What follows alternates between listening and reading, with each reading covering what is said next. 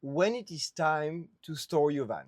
Either it's for the winter or for a longer period of time if you are planning to travel, for example. There are a few things that you need to remember. First, you need to turn off the electrical system. Do a full shutdown. And there is a dedicated video to show you how to do a full Power Hub electrical shutdown. Second thing is, now that there is no power in your van, you need to make sure that you keep your fridge open so it doesn't get moldy. Before doing the full electrical shutdown, make sure to recharge the battery, meaning that when you come back after this long period of time and you need to power up the system again, there will be some battery left in it so you can restart the system properly. It is important as well to not leave the mattress. Maybe where you are is humid and it could get moldy. So feel free to leave the mattress and put something under just to create an airflow.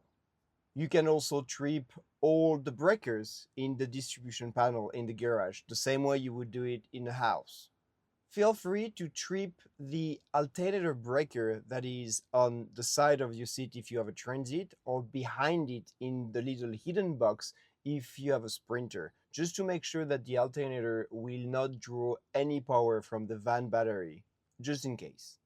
And you can disconnect the van battery themselves. So depending on your van model, it can be in front of the seat under the mat where your feet are. It can be behind your seat. If you have a Transit, you need to move the seat forward. It can be in the little box behind if you have a Sprinter. It's always different, and you can check on Google for specific vans. But it's always good to disconnect the van battery so they don't die for a longer period of time without using the van. You are one step closer to storing your van away for the winter or for a long period of time. You have now shut down the entire electrical system. Leave the mattress, open the fridge. The other thing that is important to do is to make sure that if you store your van in a very dry area, maybe not during the winter, but if it's during the summer, make sure that you oil your countertop if it's a butter block so it doesn't crack.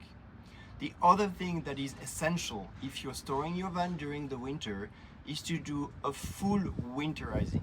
I have a dedicated video only for winterizing that will walk you through all the steps: emptying the water, blowing the lines, removing the filters, opening the strainer. But before putting your van away for a long time, if it's gonna be freezing where you are, make sure that after shutting off the electrical system, you completely shut off the water. You completely winterize the plumbing section of your van. You can actually do it the other way around if you want to use the water pump before turning off the electrical system. But either way, both electrical and plumbing need to be completely done for you to put your van away.